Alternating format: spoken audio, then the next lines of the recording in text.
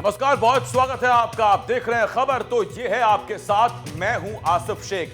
Bulletin की शुरुआत एक बड़ी खबर के साथ कर रहे हैं। 42 दिनों से लापता विधायक का पता चल गया है। एनडीटीवी मध्य प्रदेश छत्तीसगढ़ पर बीजेपी विधायक प्रदीप पटेल आए।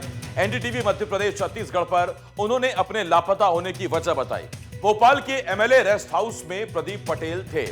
रोजनामचा में मूसा गैंग शब्द लिखा था। प्रदीप पटेल ने कहा, उन्होंने कहा कि ना मैं डरा हूं और ना ही डरूंगा। 3 जनवरी 2026 से प्रदीप पटेल का कोई अता पता नहीं था, लेकिन एनडीटीवी मध्य प्रदेश छत्तीसगढ़ पर वो आए और उन्होंने अपने लापता होने की वजह बताई है। सुनिए। विपक्ष कहने लगा था कि मऊगंज के लापता विधायक, लेकिन विधायक जी हमारे साथ इस वक्त हैं। प्रदीप जी, बहुत सारी बातें हुई 42 दिन में, सब जानना चाह रहे थे, सत्ता पक्ष जानना चाह रहा था, विपक्ष जानना चाह रहा था। अब हमारे कैमरे पर अगर आप बताएं कि आप कहाँ थे। मैं यही भोपाल में था। बराबर मैं अपने नियमित हॉस्पिटल जाना जी, माता जी के पास, इधर एमएलए रेस्ट हाउस में।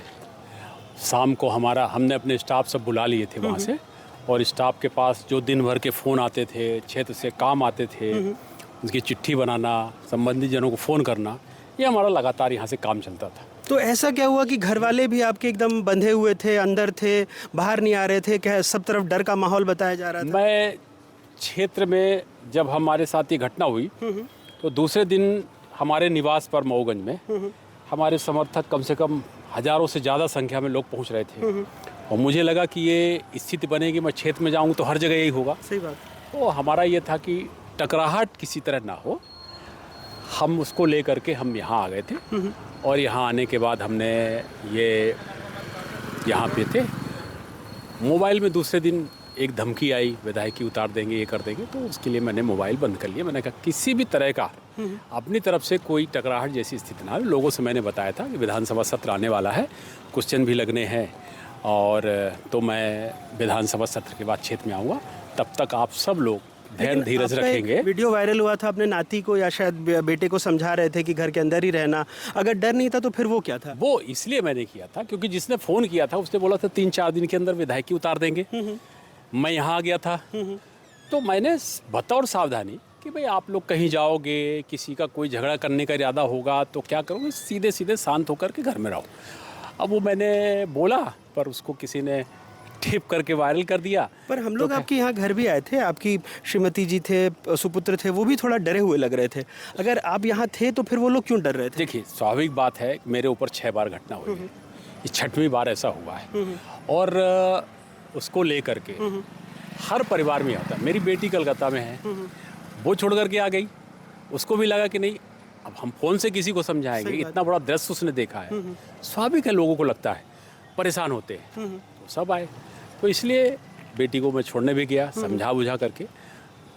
मैं तो 6 बार से हो गया, मैं तो कोई दिक्कत नहीं है, ना कोई डर है, ना भय है, पर परिवार के को लगता है।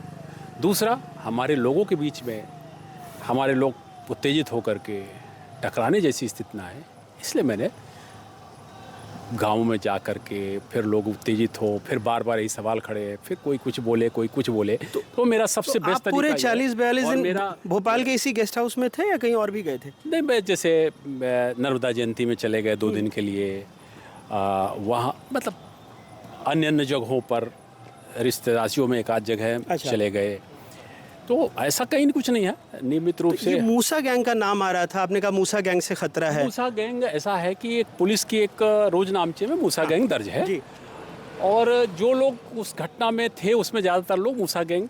तो आप जानते हैं मूसा गैंग के लोग? मैं मूसा गैंग से मेरा कोई लेना देना, ना मूसा गैंग से हमारा कोई संपर्क है, ना कोई से हमारा मूसा गैंग के लोगों से कोई वो है। तो एसपी साहब तो कह रहे हैं कि इस तरह का कोई अस्तित्व में था ही नहीं। हो सकता है मूसा गैंग अस्तित्व में नहीं है, खत्म हो गया, पर रोजनामचे में दर्ज है। पर उनको कह रहे हैं उस टीआई को भी फिर उन्होंने सस्पेंड किया था, जो तत्कालीन एसपी थी, क्योंकि उन्होंने गलत लिखा था। तो फिर आप वहाँ के विधायक हैं, आपको अब देखिए ऐसा है कि उन्होंने गलत लिखा, वो सही लिखा, वो तो मेरे को बता के नहीं रहे हैं कि वो उसने गलत लिखा कि सही लिखा कि क्या लिखा। आपको क्या मूसा गैंग के किसी सदस्य ने धमकी दी थी? कैसे आया उसका नाम? मैं मूसा गैंग का नाम केवल उनके रोजनामचे के कारण लिया हूँ। नहीं तो पर आपको धमकी आई होगी तभी? हमें तो अपराधी है, जिन्होंने माफिया हैं, जिन्होंने हमारे साथ मारपीट की, हम उनके बारे में बता रहे हैं। तो क्या वो मूसा गैंग से जुड़े हुए थे, ऐसा आपका कहना था? जो उसमें रोजनामचे में है उसमें वो लोग थे। थे। कह रहे हैं कि उसमें से कुछ लोग आपके साथ ही घूमते हैं, तो फिर ऐसी कोई बात आई थी कभी कि वो आपके समर्थक या हम बोल कार्यकर्ता रहे हैं कि अगर वो अपराधी हैं तो आप उनकी जांच करिए। हमारे साथ में घूमे, हमारे घर में रहे, हमसे क्या मतलब है। मगर मेरा ये कहना है, जैसे कोई नाम बताइए कौन साथ में था भाई। वो उन्होंने बताया कि कोई संतोष जी हैं, कोई और एक दो लोगों के नाम बताए। वहाँ घटना में नहीं थे वो उस दिन घटना में नहीं था, तो मैं उसका नाम कैसे लूँगा।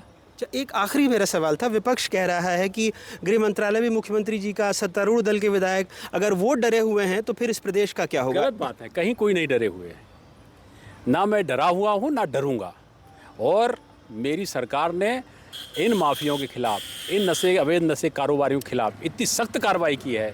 माननीय मुख्यमंत्री मोहन यादव ने इतनी सख्त कार्रवाई की है कि अब वहाँ पे अवैध कोरेक्स गांजा बेचने वाला डरता है, और उसका भय इतना है कि वो भयभीत होकर के पर विधायक ये ऐसा कर रहे हैं। आपके दो रूप दिख रहे हैं। पहले जो वीडियो में था उसमें आप डरे हुए थे, आपका परिवार डरा हुआ था। अभी आप कह रहे हैं कि मैं बिल्कुल नहीं डर रहा हूँ। क्या पार्टी ने समझाइश दी है? बिल्कुल नहीं। पार्टी ने आपको कुछ डांटा फटकारा है? ऐसा तो कुछ नहीं। मैं जब यहाँ आ गया तो अपने लोगों को, मेरे घर परिवार से जुड़े हुए लोग, उनको शांत रहने के लिए मैंने फ़ोन किया था। अच्छा, तो मैं भी बोल रहा हूँ कि मैंने फ़ोन किया था। तो मतलब और क्यों नहीं फ़ोन करेंगे? नहीं, क्यों? पर सवाल ये उठता है ना कि सत्तारूढ़ दल के विधायक हैं, अगर आप डरे हुए हैं तो प्रदेश का आम आदमी अपने आपको कैसे सुरक्षित महसूस करेगा? अपने घर के सदस्यों को सावधान रहने के लिए बोला था, और अभी बोलूंगा। अगर कोई ऐसी बात आएगी तो क्यों नहीं बोलूंगा। पर कोई डर तो नहीं है किसी डर नहीं। डर होता तो मैं यहाँ क्यों रहता?